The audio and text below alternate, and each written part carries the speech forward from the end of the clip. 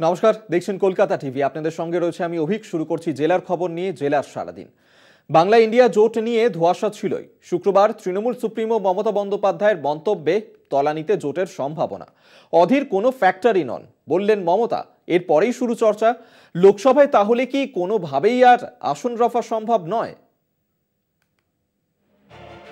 শুক্রবার কালীঘাটে মুর্শিদাবাদ জেলা নেতৃত্বের সঙ্গে বৈঠক করেন মমতা বন্দ্যোপাধ্যায়। ছিলেন দলের সর্বভারতীয় সাধারণ সম্পাদক অভিষেক বন্দ্যোপাধ্যায়ও। সেখানেই বহরমপুর লোকসভা আসন তো বটেই, কংগ্রেসের সঙ্গে আসন রফা নিয়ে বার্তা দেন তৃণমূল নেত্রী। অধীর চৌধুরী কোনো ফ্যাক্টর নন, ওকে উপেক্ষা করেই ভোটের দিকে তাকাতে হবে। কংগ্রেস এবং অধীর প্রশ্নে মমতার এই অবস্থানের পরই বঙ্গ রাজনীতিতে জল্পনা তুঙ্গে। তবে কি বাংলায় ইন্ডিয়া জোটের ঐক্য বিষবাও জলে? দুদিন আগেই তৃণমূলের সঙ্গে জোট নিয়ে আসার কথা শোনা যায় রাহুল গান্ধীর গলায়। इंडिया अलायंस के जो प्रोसेसेस हैं, डिस्कशंस हैं, अच्छी तरह चल रहे हैं। ज्यादातर जगह आसान है, ज्यादा कॉम्प्लिकेशंस नहीं है। एक दो जगह थोड़े ज्यादा कॉम्प्लिकेटेड हैं, मगर मुझे लगता है कि काफी आसानी से जो सीट शेयरिंग की बात है और बाकी चीजें हैं, हम इनको रिजॉल्व कर लेंगे और काफी अच्छा इंडिया अलायंस चुनाव लड़ेगा। আমরা বলছি তৃণমূল একাই 100, তবু ইন্ডিয়ার জোটের স্পিরিটের প্রতি সম্মান দিয়ে মমতা বন্দ্যোপাধ্যায়ের নেতৃত্বে তৃণমূল একটা আলোচনার দরজা খোলা রেখেছে। এই বিষয়ে যখন যেটা বাস্তব সিদ্ধান্ত নেওয়ার, কোনো অন্যায় দরাদরি তৃণমূল এসব বরদাস্ত করবে না। বাংলায় তাহলে ইন্ডিয়া জোটের ভবিষ্যৎ কি? প্রশ্ন উঠছে, অধীর চৌধুরী কি বাংলায় আদৌ কোনো ফ্যাক্টর? আদৌ ফ্যাক্টর অধীর? 2019 মুর্শিদাবাদ জঙ্গিপুর তৃণমূলের দখলে, বহরমপুর আসনে যেতেন অধীর। বহরমপুরে 4টি বিধানসভা কেন্দ্রে পিছিয়ে ছিলেন অধীর, বহরমপুরের 3টি আসনে এগিয়ে ছিলেন অধীর। 2021 বহরমপুর কেন্দ্রের 6টি বিধানসভা আসনে জয়ী তৃণমূল, বহরমপুরে কেন্দ্রের 1টি বিধানসভা আসনে জয়ী বিজেপি। চতুর্মুখী লড়াই হলে অধীরের জয়ের সম্ভাবনা ঘিরে আশঙ্কা। মমতার এই কড়া অবস্থানের পর পাল্টা আক্রমণ শোনা গিয়েছে জেলা কংগ্রেস নেতা মনোজ চক্রবর্তীর গলায়। সাগরদিঘির নির্বাচনে গত কয়েক মাস আগে অধীর চৌধুরীর নেতৃত্বে কংগ্রেস দল গোটা তৃণমূলের high profile, low profile, middle profile, গোটা পশ্চিমবঙ্গের তাবড় নেতা, মুখ্যমন্ত্রী সহ, ভাইপো সহ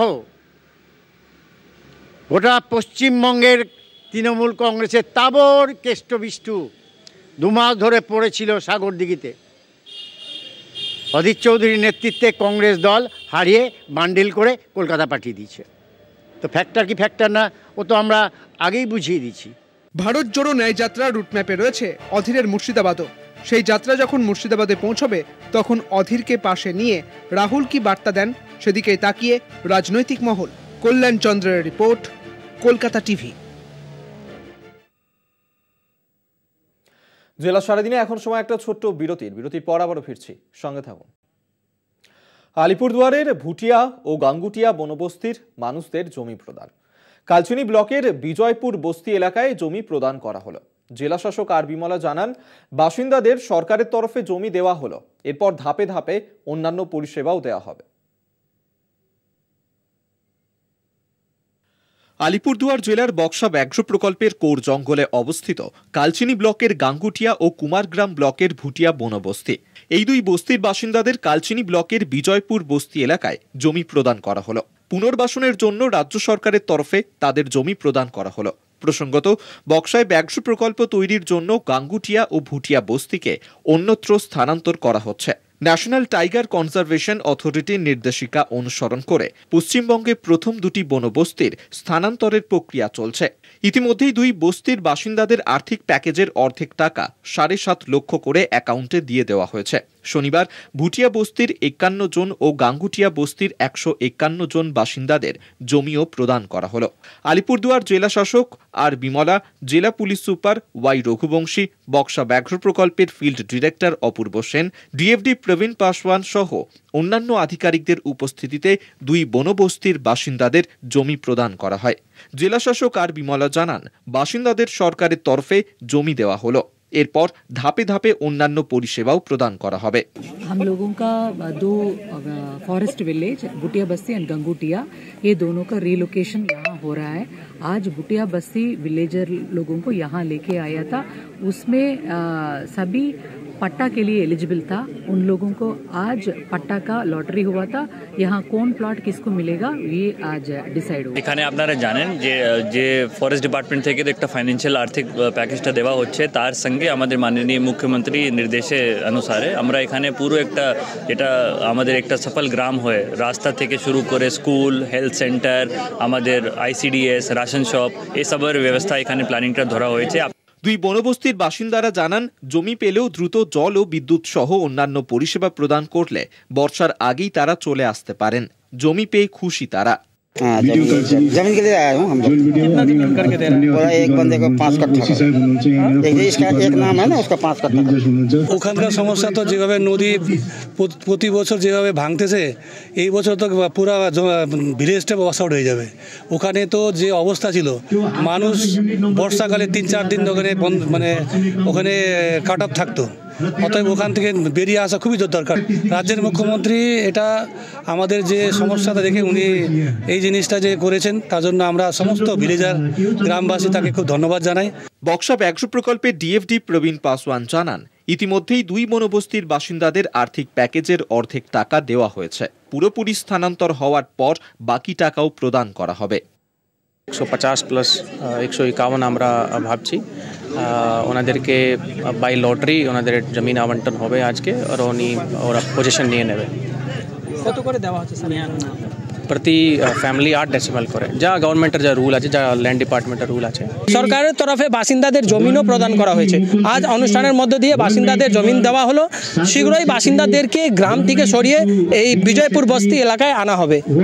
ডুয়ার্সের বিজয়পুর বস্তি থেকে অজয় শাহ, কলকাতা টিভি। সময় আর একটা বিরতির, সঙ্গে থাকুন। ফের প্রকাশ্যে ব্যারাকপুরের সাংসদ বিধায়ক দ্বন্দ্ব, সংঘাতে সোমনাথ শ্যাম এবং অর্জুন সিং।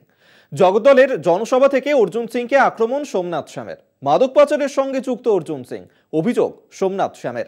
জবাব এড়িয়ে গিয়েছেন অর্জুন। मीडिया भाइयों से कि जरा पूछिएगा वो सादा पोशाक से कि नेपाल बॉर्डर पर आपके परिवार के कौन आदमी ड्रग्स के साथ पकड़ाया था और चोरी का गाड़ी में हथियार के साथ पकड़ाया था। जरा मीडिया भाई उससे पूछिएगा। अगर जवाब नहीं दे पाएगा तो आइएगा मेरा पीला फाइल से, उस दिन निकाल के आपको दे दूंगा वो शख्स कौन गिरफ्तार हुआ था, वो हीरोइन लेके पकड़ाया था। জগদ্দলে অর্জুন বনাম সোমনাথের দৈরথ থামছে না। তৃণমূল সুপ্রিমো মমতা বন্দ্যোপাধ্যায়ের নির্দেশ উড়িয়ে ফের প্রকাশ্যে অর্জুন সোমনাথ সংঘাত মেটাতে হস্তক্ষেপ করেন খোদ মমতা বন্দ্যোপাধ্যায়। দলের নির্দেশে আসরে নামতে হয় সুব্রত বক্সিকেও। জট খুলতে বৈঠকের ব্যবস্থা করা হয়। বৈঠকে সাংসদ অর্জুন সিং থাকলেও ছিলেন না বিধায়ক সোমনাথ শ্যাম।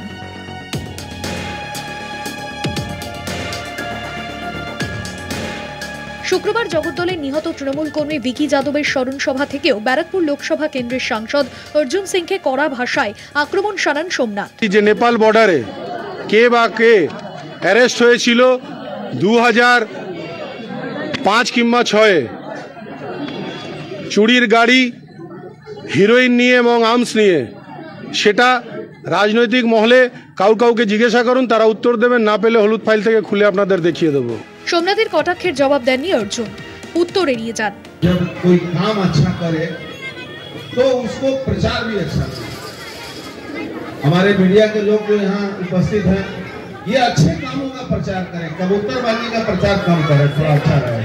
এটা আমাদের দলের সভাপতি সুব্রত বক্সি দেখছে, নিশ্চিতভাবে রোকা যাবে। একটু আমি জানি না কেন বলছে, কি ব্যাপার, আমি নর্থকে এটা দেখিও না, কিন্তু আমাদের যেহেতু লিডার সুব্রত বক্সি আমাদের সবার অত্যন্ত সিনিয়র, তিনি নিজে দেখছেন, আমি আশা করি এটা মিটে যাবে। তবে সোমনাথ শ্যাম কোন হলুদ ফাইল খোলার হুঁশিয়ারি দেন তা পরিষ্কার করে জানাননি। জগদ্দল থেকে শুভজিৎ সিং এর রিপোর্ট, কলকাতা টিভি।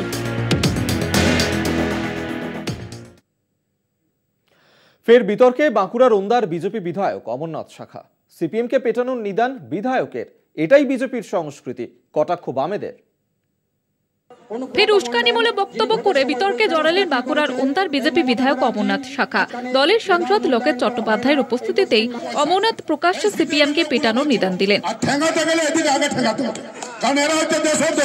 শুক্রবার সন্ধ্যায় ওন্দার রতনপুরে দলীয় কর্মসূচিতে হাজির হয়েছিলেন লোকেশ চট্টোপাধ্যায় সহ বিজেপি নেতৃত্ব।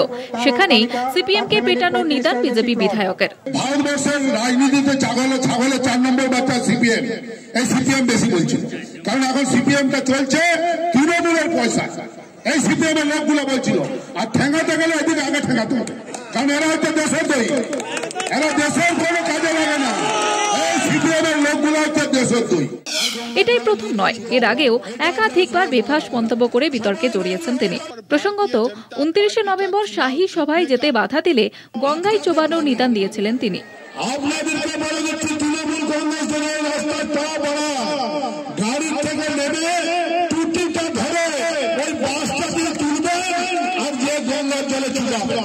বিজেপি বিধায়কের এই বক্তব্যে সিপিএম এর কটাক্ষ, এটাই বিজেপির সংস্কৃতি। সময় বলবে কে কাকে পেটায়। বিজেপি পরিচালিত হয় আরএসএস দ্বারা, এবং আরএসএস এর নির্দিষ্ট লক্ষ্য হচ্ছে কমিউনিস্ট বিরোধিতা, অন্ধ কমিউনিস্ট বিরোধিতা। সেজন্যই বিজেপির এমএলএ বলবে সিপিএম কে পেটানো দরকার, এটা স্বাভাবিক কথা ওরা বলেছেন। কিন্তু উনি ভুলে যান যে কমিউনিস্টদের পিটিয়ে পৃথিবীতে কেউ নিজেদের অস্তিত্ব রক্ষা করতে পারেনি। ওদের গুরু মুসোলিনি বা হিটলার, তাদের কি পরিণতি হয়েছে এটা নিশ্চয়ই জানেন। এই পরিণতির কথা মাথায় রেখেই এই সমস্ত পাগলের প্রলাপ বন্ধ করবেন বলে আশা করি। রাজনীতিবিদ হিসেবে এরকম কুরুচিকর মন্তব্য এসব বিজেপি তৃণমূল এরাই করতে পারে। পশ্চিমবাংলার মানুষ বেশি দিন এই জায়গায় থাকবেন না। ফলে উনি যেটা বলেছেন, উল্টে মানুষ তাদেরকে এরকম করেন কিনা আমি সেটা ওনাকে ভাবার জন্য বলবো। পেটানোর রাজনীতিতে বিশ্বাসী নয় তৃণমূল নেতা জয়প্রকাশ মজুমদারের নিশানায় বিজেপি বিধায়ক অমরনাথ শাখা। এই পেটানোর রাজনীতিতে বিজেপি বিশ্বাস করতে পারে, ভারতীয় গণতন্ত্র বিশ্বাস করে না পেটানোর রাজনীতিতে। এই বিজেপি মার দাঙ্গার রাজনীতি, পেটানোর রাজনীতি বিজেপির ফিলোসফি। আমরা এটাকে তীব্রভাবে ঘৃণা করি। চৌকাঠে 24 ক্ষমতা দখলের লড়াইয়ে মরিয়া শাসক বিরোধী শিবির। পারস্পরিক আক্রমণে শেষ হাসে কে হাসে তা বলবে সময়। বাঁকুড়া থেকে সৌরভ গঙ্গোপাধ্যায়ের রিপোর্ট, কলকাতা টিভি।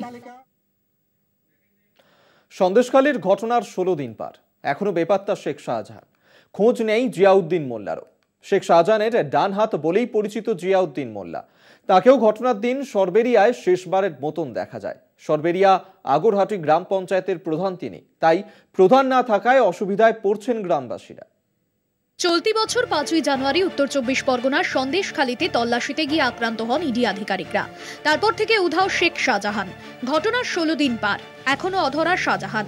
একই সঙ্গে খোঁজ পাওয়া যায়নি শাহজাহানের ডান হাত জিয়াউদ্দিন মোল্লারও। তিনি সরবেরিয়া আগরহাটি গ্রাম পঞ্চায়েতের প্রধানও। হামলার পরে এলাকায় দেখা গিয়েছিল তাকে। 5ই জানুয়ারি শেষবার তার বক্তব্যে তিনি বলেছিলেন, এই ঘটনার জন্য দায়ী শুভেন্দু অধিকারী। খবর হতেই জনগণ, যারা গরিব দুঃখী খেটে খাওয়া মানুষ, তারা খবর পাওয়ার পরে তারা সবাই এসে হাজির হয়েছে।